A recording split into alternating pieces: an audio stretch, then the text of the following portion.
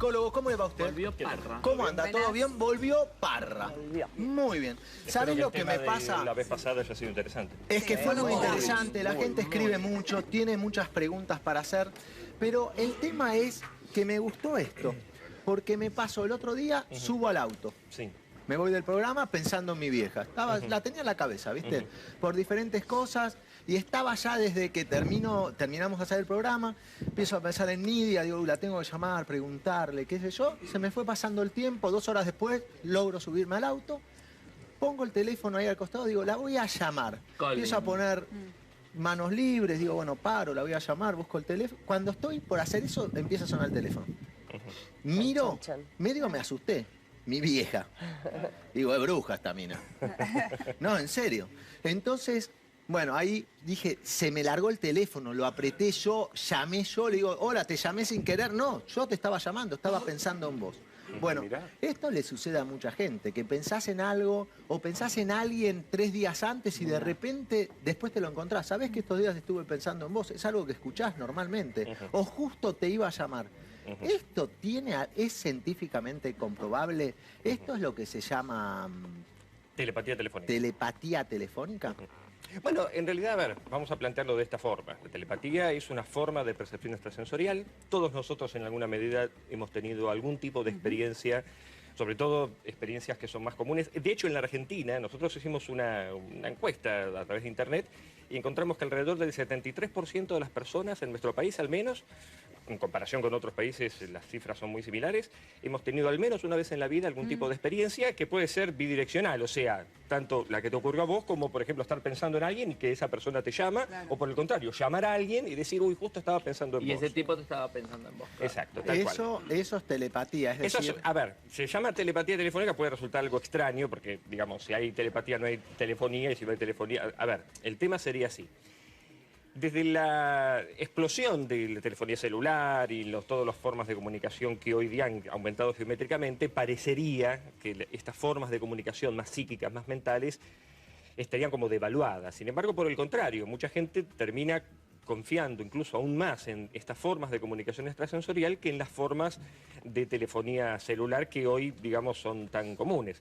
Lo que ocurre es que, en términos generales, esta forma de comunicación telepática lo que nos da cuenta es de la forma a través de la cual nos vinculamos con los otros, no solamente a nivel de la comunicación verbal, sino también a través de la comunicación emocional. Recordemos que la palabra telepatía es tele, lejos, y patía de pato, sensación, afectividad. De modo tal que, en alguna medida, esto que se refiere a una forma de comunicación extrasensorial, involucra fundamentalmente las emociones. La telepatía sería la transmisión a distancia de pensamientos, es por decir, definición, no tengo contacto visual ni nada con exactamente, vos, tal cual, y pienso tal cual. algo y vos podrías... Exactamente, tal cual. Pero La telepatía, por definición, es una comunicación psíquica a través de la cual lo que, digamos, es dominante es la distancia. O sea, si las dos personas están relativamente juntas, uno podría asumir de que no hay una por la telepatía expresión real. o lo que sea. Alejandro, ¿acá hay algún instituto que haga estudios y se estudie esto y se hagan ejercicios? En términos generales, bueno, a ver, nosotros... Sí, porque a mí me llamó el doctor Durito y me dijo, Ariel, eso no existe, no está comprobado científicamente. ¿Se puede comprobar científicamente o hay estudios científicos? Aquí en la Argentina, por ejemplo, el Instituto de Psicología Paranormal... ¿Dónde está? Aquí en Argentina, en Buenos Aires, sí. Hace investigación en este sentido y utiliza diversos tipos de técnicas y estrategias. En otros países hay una evolución de este tipo de estudios. Parra, una amiga mía hacían en diferentes habitaciones, tenían tarjetones con dibujos. Entonces levantaban un tarjetón que tenía un triángulo, la otra persona levantaba el tarjetón. ¿Eso es telepatía también? Es una forma de ejercicio. La telepatía a través de un sistema que se llama cartas Zener o cartas estándar, a través de las cuales se utilizan básicamente 5 símbolos: cuadrado, cruz, estrella, ondas. Ondas, y cuadrado. Entonces, a través de ese tipo de símbolos, digamos, en general las cartas se usaban en los años 30, multiplican por 5, es un mazo de 25 cartas, hay 5 probabilidades de acertar en 25 cartas, y si uno aumenta este número de 5, entonces hay una telepatía, hay una probabilidad, exacto, estadísticamente está, digamos, probado de que existe alguna forma de comunicación. Yo lo hacía con las cartas extrasensorial. españolas, eso me acuerdo cuando era chica, jugaba con mis hermanas a eso y era como una especie de práctica, ¿no? Sí, también. Hoy nosotros utilizamos otros tipos de estrategias.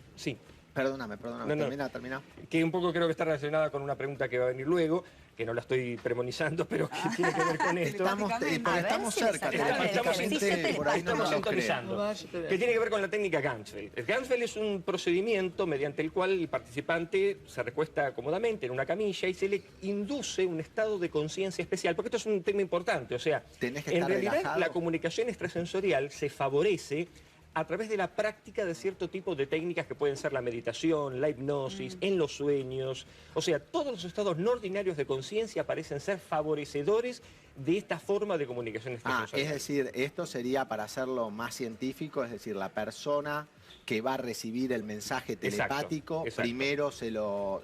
De alguna manera hace que se concentre, se lo relaja, se lo hace escuchar música, está en una habitación oscura.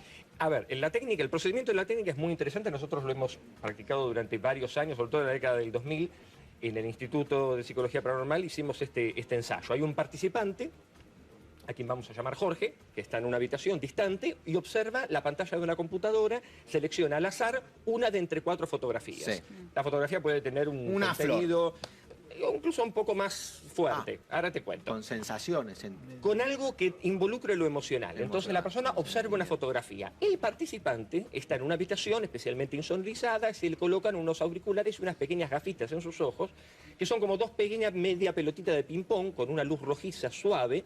La persona está, digamos, a ojos abiertos, relajada, y se induce un estado de conciencia que se llama estado hipnagógico. Este estado hipnagógico es muy... Todos nosotros pasamos por este estado. Es un momento en el cual uno está con la sensación de irse a dormir. O sea, cuando uno está a punto de dormir... La previa. La previa, exacto. Es lo que se llama estado crepuscular del sueño. Entonces, vos estás en un periodo, o sea, el estado Ganzfeld es una técnica que induce esa sensación de somnolencia. No te quedás dormido, pues estás siempre consciente. Estás consciente. Ahora bien, cuando vos estás en ese estado, escuchás un ruido que se llama ruido blanco, que es un bufido suave, que dura aproximadamente unos 30 minutos. Y durante ese proceso, todos nosotros estamos como más receptivos y abiertos a cualquier señal del mundo externo, incluyendo lo que llamamos señal telepática. Entonces, el participante que está en esta habitación se concentra, observa esta fotografía y trata intencionalmente de emitirla telepáticamente. Hasta ahí nosotros no podemos medir si hay telepatía o no. Pero ¿cómo encontramos el resultado?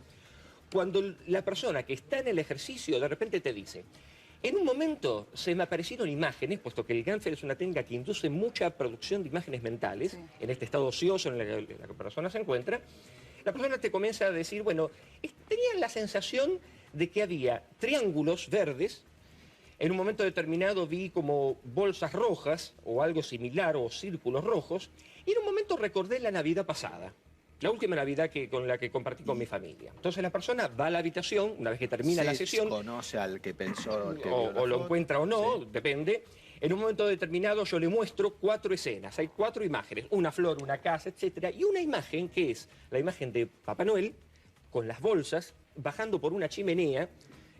y en un trasfondo de pinos verdes. Ahora porque está interesante. Vos no sabés la cantidad de preguntas que hay. Lo que vamos a hacer es, vamos a hacer un corte muy, muy cortito y me terminás la historia de Papá Noel. Y también te quiero preguntar lo que le pasó a mucha gente. Un amigo, después leí que hay un médico que investigó porque le ocurrió el hecho de la muerte de un ser querido, darse cuenta. Después lo vemos. Dale, vamos. Corte. Psicólogo Alejandro Parra. Estábamos, Alejandro, interesante, no sabes la cantidad de llamadas que hay, pero terminanos con la experiencia que estábamos contando, donde una persona estaba entonces relajada, con una luz roja. ¿El ruido cómo se llamaba? Se llama ruido blanco. Ruido blanco suave, que induce a poder similar al televisor cuando está sin sintonía. Bien, exacto. Y la otra persona está mirando imágenes. Y digamos, a quien se llama el emisor está observando una imagen. En otra habitación, en otra habitación distante. Lejos. Sí, en otra habitación distante, unos 30 metros aproximadamente. El participante, mientras está siendo estimulado tanto a nivel auditivo como visual, a través de ese estado de conciencia que se alcanza aproximadamente a los 15 minutos, por lo general en los primeros 3-5 minutos hay un ejercicio de relajación psicofísico, y luego el participante comienza a tener imágenes, ¿no? O sea, en ese estado ocioso en el que está como así receptivo, esperando, en fin, comienza a tener una serie de imágenes. Y las imágenes tenían que ver con esto, ¿no? Esta cosa de, digamos, triángulos verdes, como unas formas rojas, circulares, esta sensación que tiene con la Navidad, Cuando yo lo llevo a la computadora para que observe las 4 imágenes, una de ellas, por ejemplo, una flor, una casa, hay una en particular que está la imagen como una postal de Papá Noel ingresando por una chimenea en la nieve, cargando unas bolsas rojas, en el trasfondo unos pinos, que son los triángulos verdes que esta persona ve, y la persona sin lugar a dudas dice, yo vi esto, o sea, sin lugar a duda. Bueno, nosotros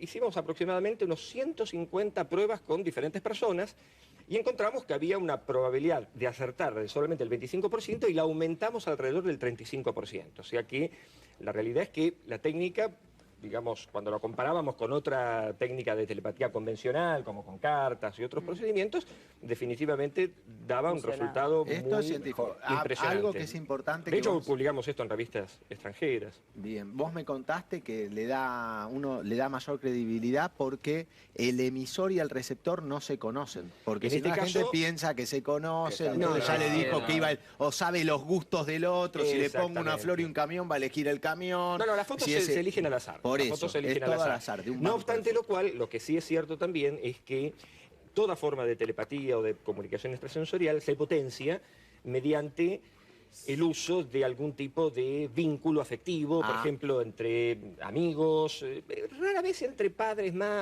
padres o hijos o hermanos, pero sí el vínculo afectivo. Por ejemplo, Afectivo. los amigos. Está bien. En general, los resultados son mucho más altos e incluso los mellizos, los gemelos, Claro, ellos todo el tiempo, reportan ¿no? Que muchas sienten. experiencias. Mira, mientras así. que hablabas, digo, por ahí Parra me explicación más científica de algo que le sucedió a una amiga. Esta es una historia real, verídica. Verídica. Sí, sí. Es la historia de una amiga que se llama Luli. El papá de Luli estaba jugando al golf. Está jugando al golf, pum, siente un dolor en la cadera, se lesiona. ¿Sí? Entonces, es la historia de Mario Mazón, el periodista.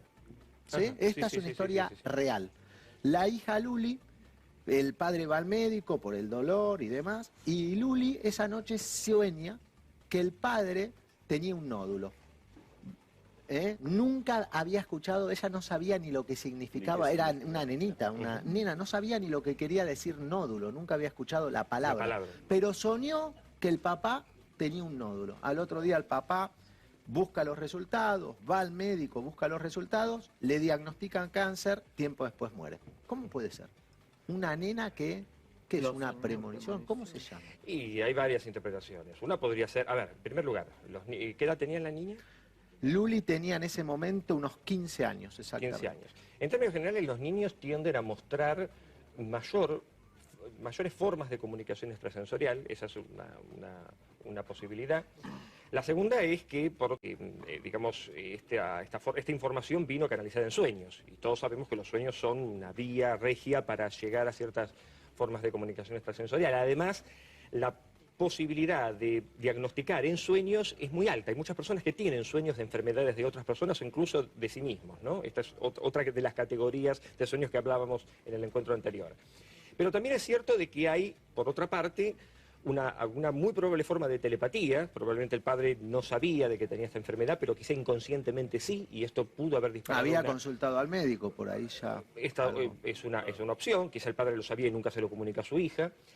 La otra, más probable, es alguna forma de premonición. Las premoniciones son anticipaciones acerca de eventos del futuro que no pueden ser predichas por inferencia, razonamiento, que las personas espontáneamente tienen, lo que llamamos... Que no tiene una explicación lógica en el que momento. no tiene una explicación lógica en el momento, que no hay indicios, ¿no? Que demuestren de que va a ocurrir algo, un accidente, por ejemplo, la muerte de alguien de forma inesperada. Sí, no tenés cómo argumentar esa Exactamente, imagen, tal esa cual, sensación. tal cual. Y estas formas de, digamos, de premonición están de hecho probadas científicamente, hay varios estudios que lo demuestran, y las personas en general suelen tener este tipo de experiencias premonitorias, al punto que algunas de ellas hasta pueden salvar la vida de muchas personas. De hecho, en los Estados Unidos, por ejemplo, se hizo un estudio de accidentes de tren, en los cuales se había observado que la fecha en la cual había habido un accidente de tren era la fecha que coincidentemente era la que muchas menos personas viajaban en tren que otras fechas del mismo día de la semana.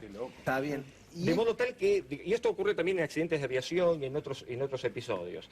En AMIA, un caso que a mí me sorprendió muchísimo, una persona que en realidad no lo reportaba como una premonición, pero la forma en que apareció tiene todas las características, porque estas formas de premonición nos hacen actuar de determinadas maneras que parecen no ser conscientes, o sea, no es que la persona dice va a estallar una bomba o va a pasar tal cosa, pero toman decisiones en sus vidas respecto a las cuales de alguna manera cambia el curso de los acontecimientos, de su propia vida o de otra. ¿Esto de AMIA se supo antes o la persona lo contó esto, después? esto por supuesto ocurrió después. Lo mismo ocurrió con el accidente de Lapa y con otros muchos episodios. El caso de AMIA, esta persona, ¿qué es lo que le sucedió? El caso de AMIA ocurrió lo siguiente.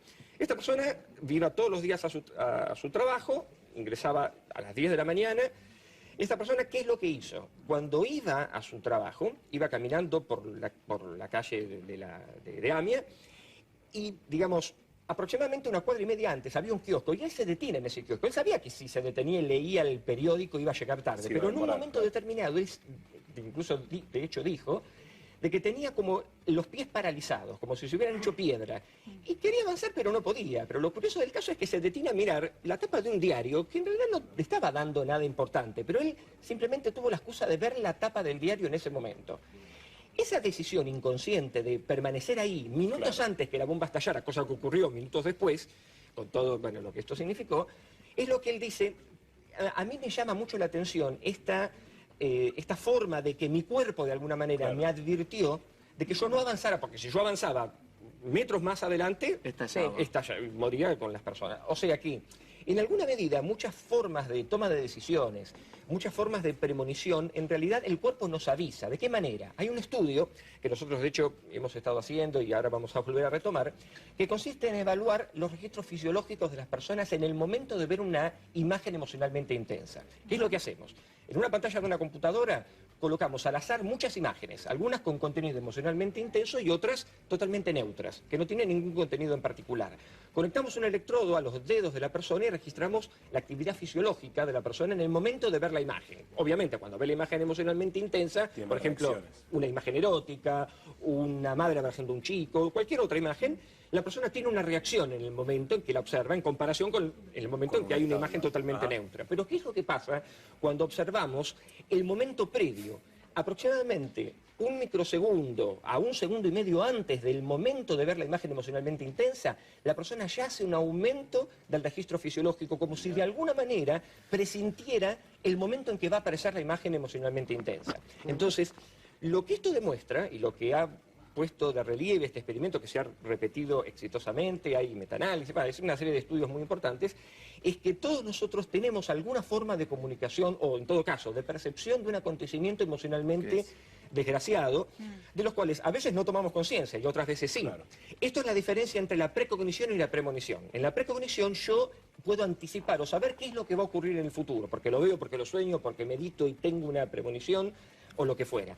Y en otras ocasiones las personas tenemos una sensación de angustia indescriptible, de que algo malo va a ocurrir, pero no sé exactamente qué. No lo sabemos explicar bien.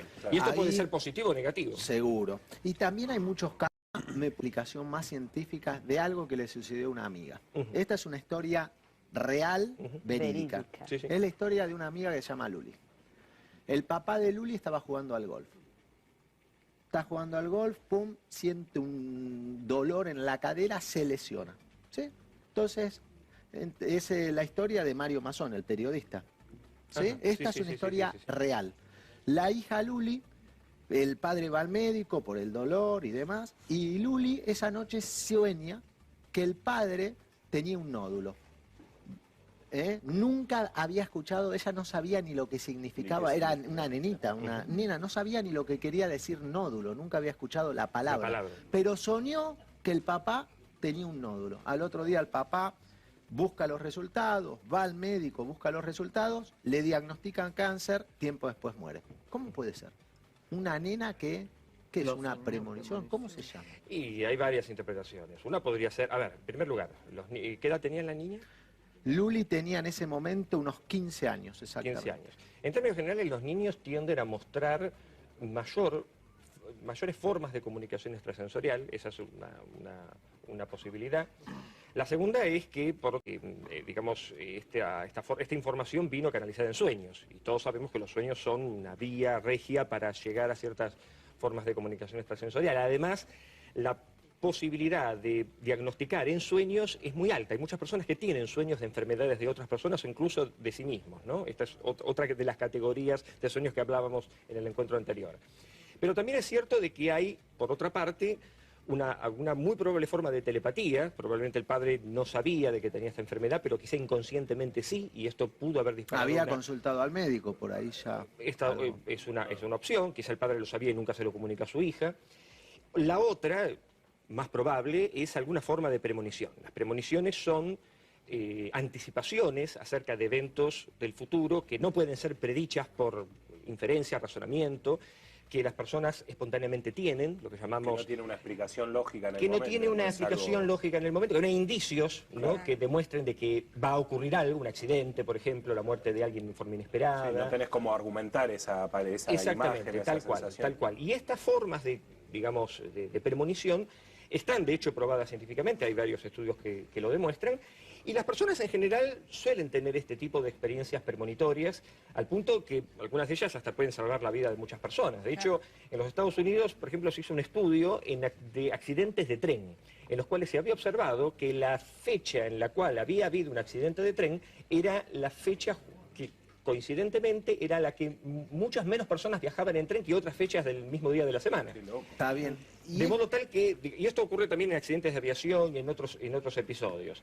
En AMIA, un caso que a mí me sorprendió muchísimo, una persona que en realidad no lo reportaba como una premonición, pero la forma en que apareció tiene todas las características, porque estas formas de premonición nos hacen actuar de determinadas maneras que parecen no ser conscientes, o sea, no es que la persona dice va a estallar una bomba o va a pasar tal cosa, pero toman decisiones en sus vidas respecto a las cuales de alguna manera cambia el curso de los acontecimientos, de su propia vida o de otros. ¿Esto de AMIA se supo antes o la persona lo contó después? Esto, por supuesto, ocurrió después. Lo mismo ocurrió con el accidente de Lapa y con otros muchos episodios. El caso de AMIA, esta persona, ¿qué es lo que le sucedió? En el caso de AMIA ocurrió lo siguiente. Esta persona iba todos los días a su trabajo, ingresaba a las 10 de la mañana. Esta persona, ¿qué es lo que hizo? Cuando iba a su trabajo, iba caminando por la calle de AMIA y, digamos, aproximadamente una cuadra y media antes había un kiosco y él se detiene en ese kiosco. Él sabía que si se detenía y leía el periódico iba a llegar tarde, pero en un momento determinado, incluso de hecho dijo, de que tenía como los pies paralizados, como si se hubieran hecho piedra. Y quería avanzar, pero no podía. Pero lo curioso del caso es que se detiene a mirar la tapa de un diario que en realidad no le estaba dando nada importante, pero él simplemente tuvo la excusa de ver la tapa del diario en ese momento. Esa decisión inconsciente de permanecer ahí minutos antes que la bomba estallara, cosa que ocurrió minutos después, con todo lo que esto significó, es lo que él dice. A mí me llama mucho la atención esta forma de que mi cuerpo de alguna manera me advirtió de que yo no avanzara, porque si yo avanzaba metros más adelante, moría con las personas. O sea que, en alguna medida, muchas formas de toma de decisiones, muchas formas de premonición, en realidad el cuerpo nos avisa. ¿De qué manera? Hay un estudio que nosotros de hecho hemos estado haciendo y ahora vamos a volver a retomar, que consiste en evaluar los registros fisiológicos de las personas en el momento de ver una imagen emocionalmente intensa. ¿Qué es lo que hacemos? En una pantalla de una computadora colocamos al azar muchas imágenes, algunas con contenido emocionalmente intenso y otras totalmente neutras, que no tienen ningún contenido en particular. Conectamos un electrodo a los dedos de la persona y registramos la actividad fisiológica de la persona en el momento de ver la imagen. Obviamente, cuando ve la imagen emocionalmente intensa, por ejemplo, una imagen erótica, una madre abrazando a un chico, cualquier otra imagen, la persona tiene una reacción en el momento en que la observa en comparación con el momento en que hay una imagen totalmente neutra. Pero ¿qué es lo que pasa cuando observamos el momento previo? Aproximadamente un microsegundo a un segundo y medio antes del momento de ver la imagen emocionalmente intensa, la persona ya hace un aumento del registro fisiológico, como si de alguna manera presintiera el momento en que va a aparecer la imagen emocionalmente intensa. Entonces, lo que esto demuestra, y lo que ha puesto de relieve este experimento que se ha repetido exitosamente, hay metaanálisis, es una serie de estudios muy importantes, es que todos nosotros tenemos alguna forma de comunicación, o en todo caso, de percepción de un acontecimiento emocionalmente desgraciado, de los cuales a veces no tomamos conciencia y otras veces sí. Claro. Esto es la diferencia entre la precognición y la premonición. En la precognición yo puedo anticipar o saber qué es lo que va a ocurrir en el futuro, porque lo veo, porque lo sueño, porque medito y tengo una premonición, o lo que fuera. Y en otras ocasiones las personas tenemos una sensación de angustia indescriptible, de que algo malo va a ocurrir, pero no sé exactamente qué. No lo sabemos explicar bien. Y esto puede ser positivo o negativo. Seguro. Y también hay muchos casos de muchas historias o reportes de gente que fue trasplantada. Ah, sí, correcto. ¿Por qué se da esto? Gente que fue recibió un órgano de otra persona. Sí. El tema es relativamente nuevo. Hay varios libros que están publicando varias cuestiones al respecto y que tiene que ver con todo lo que involucra la psicología de las personas que han sido trasplantadas. Y dentro del subconjunto de este trabajo, sobre todo psicoterapéutico, lo que se ha visto cuando se acompaña a las personas que han sido trasplantadas, y sobre todo en particular algunos órganos en específico, lo que se observa es que las personas trasplantadas, además del proceso de adaptarse a la inserción de un órgano nuevo, comienzan a experimentar una serie de, por ejemplo, apetencias culinarias, de comida, por ejemplo, o determinados cambios en su personalidad, sobre todo gustos en particular, que antes del trasplante no tenían y que le a partir del correspondían a la otra persona. Exacto. Pero lo curioso es que cuando en ocasiones, a pesar de que hay cierto secreto y hermetismo respecto a quién sobre todo fue el confidencialidad, donante, a quién fue el donante, en ocasiones los receptores del órgano reconocen o pueden localizar al donante y cuando se encuentran, sea por agradecimiento, lo que fuera, lo que se ve es que la persona comienza a relatar, por ejemplo, sueños, determinado tipo de recuerdos, apetencias, gustos nuevos, o reconocimiento de ciertas personas que antes no conocía, pero que las parece conocer como si fuera un déjà vu, como si hubiera de alguna manera una suerte de memoria celular en las personas que han sido trasplantadas. Por supuesto, no ocurre en todos los casos, pero lo que sí se ha observado, y esto es una oportunidad interesante que la televisión me da para poder contactar testimonios en Argentina, porque yo he entrevistado casos en los Estados Unidos y en otros países a partir de una publicación que hice al respecto en un artículo que publiqué hace varios años. Lo que ocurre como dato interesante es que hay determinados órganos trasplantados que parecen conservar el recuerdo, sobre todo afectivo. ¿Cuáles son esos órganos? Particularmente el corazón. El corazón. El corazón. O sea, los trasplantados cardíacos parecen mostrar una mayor frecuencia de recuerdo respecto al donante en comparación con igual pulmón, esto hígado, que dijiste por cualquier ahí, otro. claro, cambia algunos gustos. Y hay varias y cuestiones. demás. A ver, hay teorías, por ejemplo, espirituales, de posesión, telepáticas, o no sé, o de memoria celular, ¿no? Este Como si tema es si la súper célula interesante. conservara exactamente el recuerdo de alguna manera de aquella persona. Desde el punto de vista médico, psicológico, esto genera una locura. controversia. Sería interesante traer gente Este que le ha Parra está pasado. totalmente Parra. loco, están diciendo. Espero que no, porque los testimonios pero son son confiables. testimonios de Son gente que lo testimonios ocurrió. confiables, Bueno. y lo cierto es que hay, bueno, una literatura incipiente que ha salido últimamente Yo te voy sobre estos a casos. ver, explícame algo que nada, pero acá me vino a la memoria. No, porque es un dato interesante. La tía de mi mujer se murió, pero tuvo una enfermedad larga y demás. Un día, esto lo escuché yo. Sí, sí. 3 de la mañana suena el teléfono, Ah, mi madre. levanta el teléfono, nadie. Pum, bueno, murió a las 3 de la mañana en la clínica. Y ella cuando levantó el teléfono dice, se murió Diana. Ah, pero si es alguien que llamó, te asusta a las 3 de la mañana. Sí, sí, sí. ¿Cómo puede ser esto? Sí. Se murió a las 3 de la mañana, justo en el Yo tengo momento que historias sonó el mucho teléfono, más se murió fuertes. Diana. Yo podría contarte historias mucho más fuertes. Contame pero una más fuerte que esta, pero No, explícamela. mi madre Esta me la igual. contó un prestigioso Tu periodista. mamá que... Perdón, mi madre, que es un ejemplo muy parecido. Mi madre sintió el de la hermana, la muerte de la hermana. A mí me pasó con mi El abuela. presentimiento de Pero muertes con es un una llamado experiencia A mí muy me pasó con mi común. abuela. Yo Bueno, entonces yo esto iba es doble algo- turno a la escuela. Sí. Esa tarde no tenía, no sé si era gimnasio, taller no tenía. Y estaba en el departamento donde yo vivía y sonó el teléfono y yo sentí que sabía que era una mala noticia, ¿no? Como decías vos, no lo podía explicar. Por eso. Era raro que me llamaran, Claro, mi como abuela estaba Mi internada. mujer dijo, y- 3 de la mañana se murió Sí, Diana. o sea, El tenía mismo como día, cierta pum, se lógica murió por el Diana a estado las que 3 de la estaba, pero yo mañana. no sabía A ver, quién convengamos estaba en primer lugar que una característica importante para, digamos, uno podría pensar, ¿y por qué estos fenómenos suceden? En primer lugar, muchas personas tenemos cierta forma de sensibilidad psíquica. O sea, hay que tener una característica de personalidad en particular, que nosotros ya hemos tipificado, de sensibilidad extrasensorial. Y te cuento rápidamente esta anécdota que es muy interesante y que de alguna manera encadena estas historias que están contando.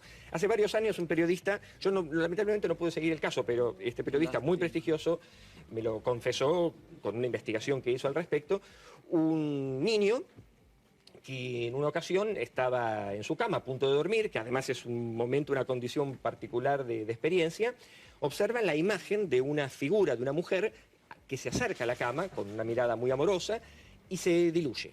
Bueno, el nene, en principio, no asustado, pero sí muy curioso porque le sonaba familiar ese rostro, le dice el papá que había una señora que se acercó a la cama. Entonces el papá entre risas, Sí, lo que le bueno. pregunta es, bueno, anda a dormir, etcétera, y el nene, insistiendo, le dice, esta señora era así, tenía una marca en el cuello, en la cara, una serie de características, lo cual le llamó mucho la atención.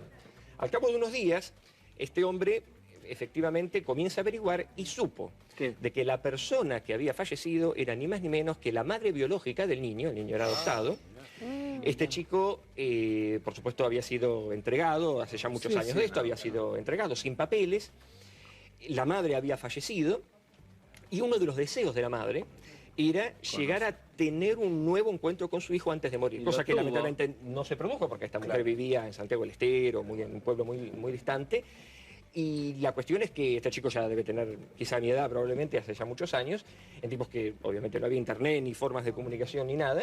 Y lo interesante del caso es que, o lo que revela este caso, es que muchas veces hay ciertas formas de comunicación que no son solamente extrasensoriales, que tienen hasta incluso un contenido espiritual. Y uno hasta se pregunta si quizá esta mujer, en su intenso deseo de tener ese contacto último con su hijo, a quien había entregado, digamos, por su estado de pobreza, etcétera, de alguna manera no resignifica esta cuestión de los vínculos, ¿no?, que establecemos con los otros, y sobre todo este chico que tiene esta imagen que es lo que llamamos visitante de dormitorio, ¿no?, que digamos se puede interpretar como una aparición. La mujer no había muerto en ese momento porque curiosamente, y este es el detalle más interesante, la mujer había fallecido alrededor, pongamos, de las 7:30 de la mañana y el chico a las 7:30 tuvo exactamente el mismo momento aquella visión.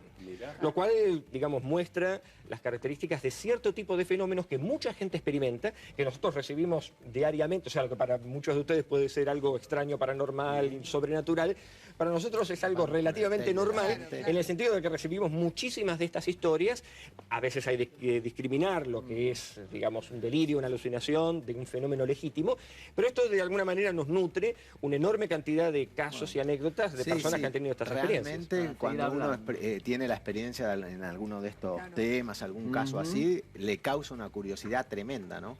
Porque generalmente uno no cree, pero cuando te pasa, a mí me pasó esto de las 3 de la mañana, de la tía Diana, se murió, suena el teléfono, no es nadie, se murió Diana, al otro día te levantás, a las 3 de la mañana murió Diana, a las 3 de la mañana sonó el teléfono. Exacto. Como la famosa historia de José de San Martín, que el momento que fallece... Esto se relata en los libros de historia. En el momento de la muerte de San Martín, 17 de agosto de 1850, a las 3 de la tarde, el reloj que él tiene aquí en Buenos Aires se detiene justo a las 3 de la tarde, en el momento en que San Martín muere en Boulogne-sur-Mer, en Francia. Tremendo. Bueno, vamos a seguir, Parra, con todo esto porque sabes la cantidad de preguntas e historias que nos cuentan. Te las vamos a pasar para que las analices y las vamos a ir contando. ¿Te parece? Un placer. Esto es para vos. Bueno. Fenómenos Paranormales, un libro algo antiguo, pero siempre actual y vigente en torno a este tipo de experiencias. Fenómenos Paranormales. Bueno, lo voy a estar leyendo. Un placer. Bueno, muchas gracias. Gracias a ti. Vos ahí en las casas.